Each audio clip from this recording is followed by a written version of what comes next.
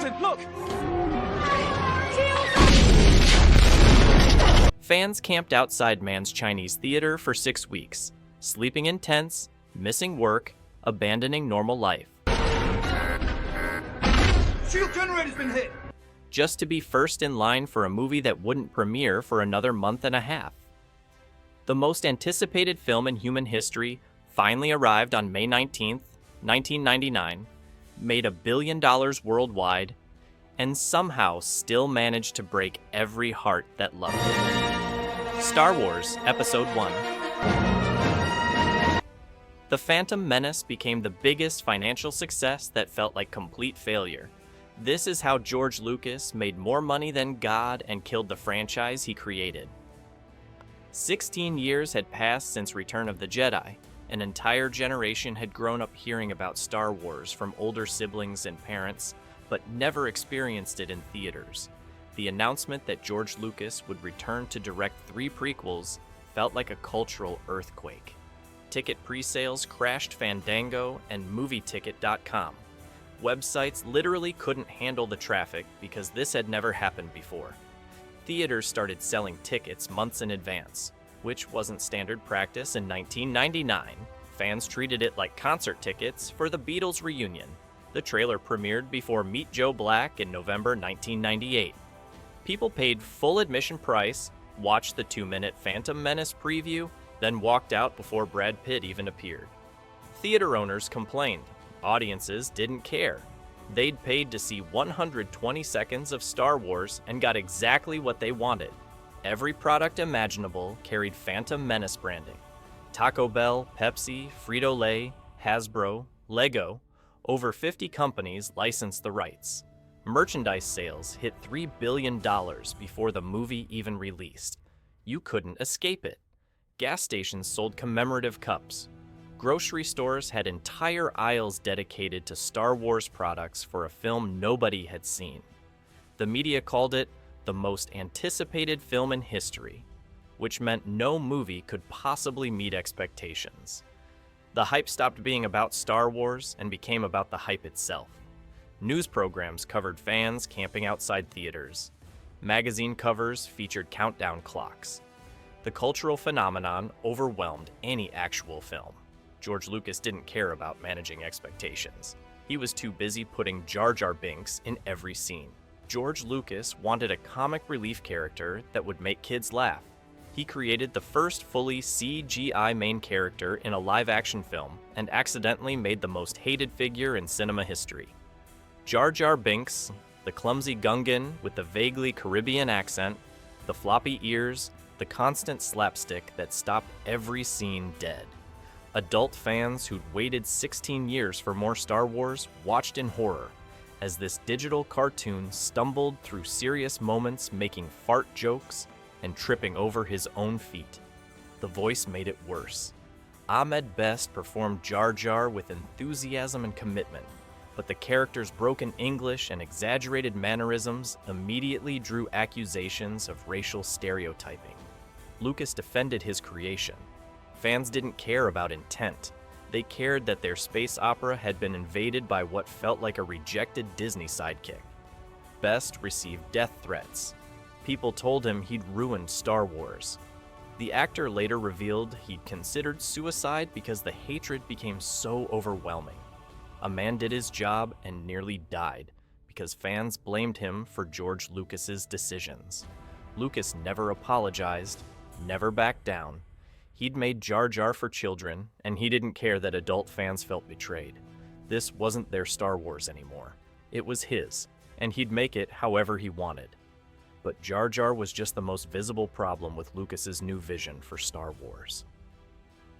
Menace was the first Star Wars film shot mostly on green screen, and you could feel it in every wooden performance.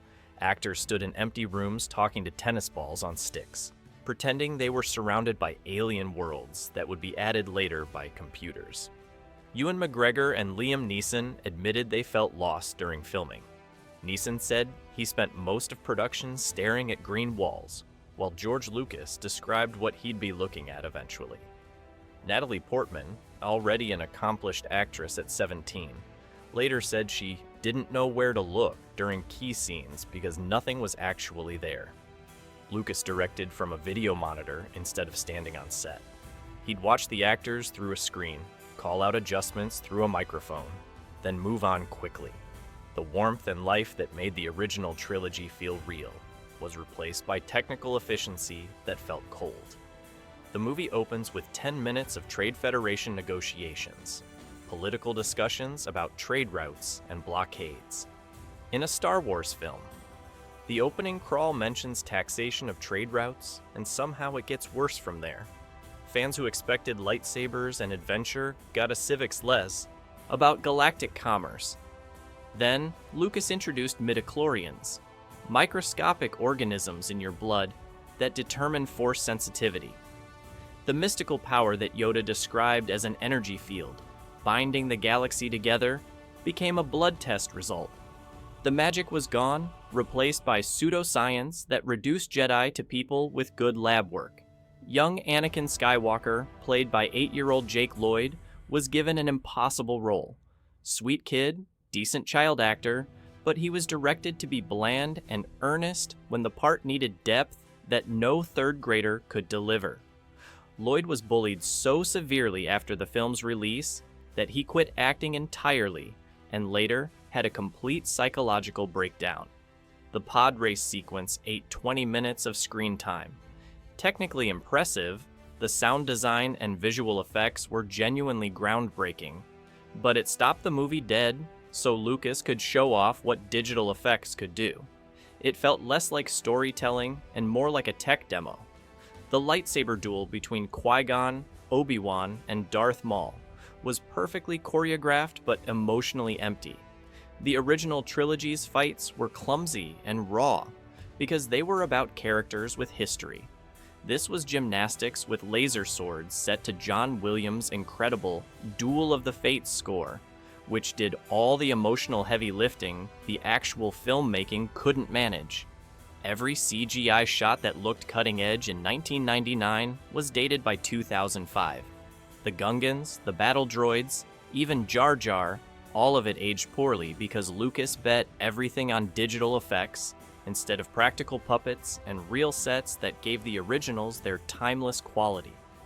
The technical revolution Lucas wanted came at a cost nobody calculated until opening weekend.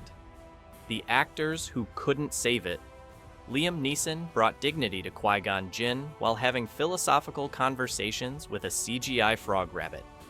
Neeson is a legitimately great actor, but even he couldn't make "there's always a bigger fish" sound profound while staring at green screens pretending to be underwater.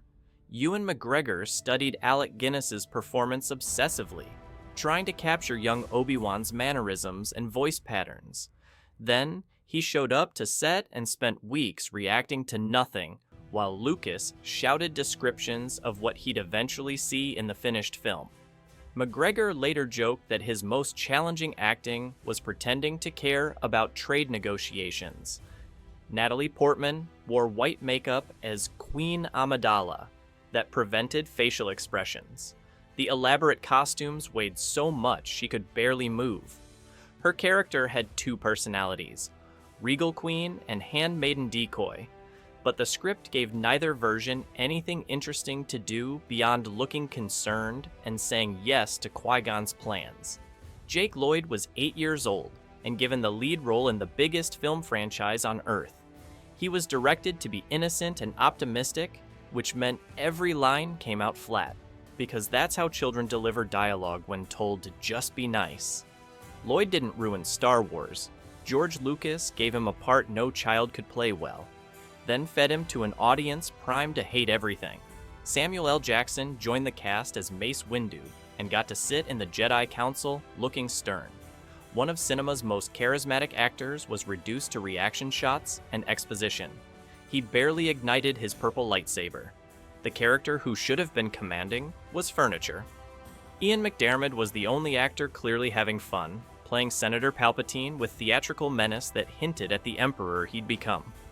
McDiarmid understood that in a George Lucas production, you go big or disappear into the green screen behind you. Opening weekend, none of this mattered because fans just wanted to be back in that galaxy, far, far away. The box office versus the backlash.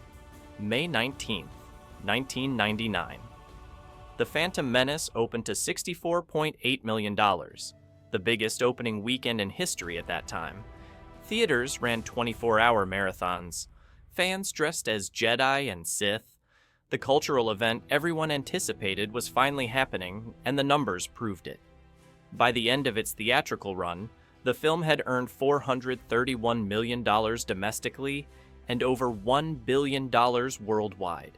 Those are blockbuster numbers that any studio would kill for. By every financial metric, The Phantom Menace was a massive, undeniable success. But something strange happened in the days following that record-breaking opening. Online forums, still relatively new in 1999, exploded with fury. Fans who'd camped for weeks emerged from theaters looking shell-shocked, trying to process what they'd just witnessed. The phrase, "George Lucas raped my childhood," actually entered the cultural lexicon. People used that language seemingly unaware how disturbing it sounded, because they felt that violated by what had been done to their beloved franchise. The internet gave fan rage a megaphone it had never possessed before. Critics were mixed to negative. Roger Ebert gave it 3 stars, but called it an astonishing achievement in imaginative filmmaking that was also a little disappointing. That lukewarm praise from a defender became the consensus. Technically impressive, emotionally hollow, but the damage was done. When Attack of the Clones arrived 3 years later, it made $100 million less domestically. The enthusiasm had curdled into obligation. Fans would show up, but the joy was gone. The redemption that never came. George Lucas spent years defending every choice. Jar Jar was for kids. The CGI was the future. The prequels told the story he'd always intended. He released special editions, made tweaks, adjusted effects, but never admitted the core problems, because from his perspective, there weren't any. The prequels never recovered their reputation during the Lucas era. They became punchlines, cautionary tales, examples of what happens when creator control goes unchecked.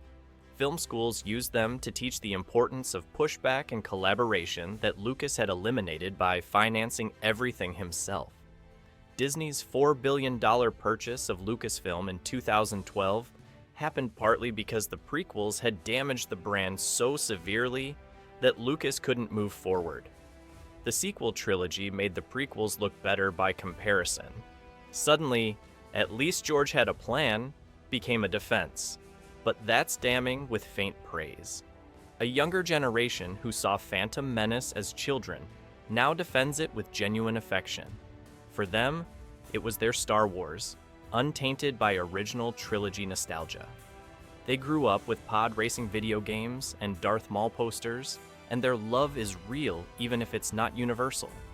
The Phantom Menace remains the most divisive because it carried the most hope and delivered the most disappointment.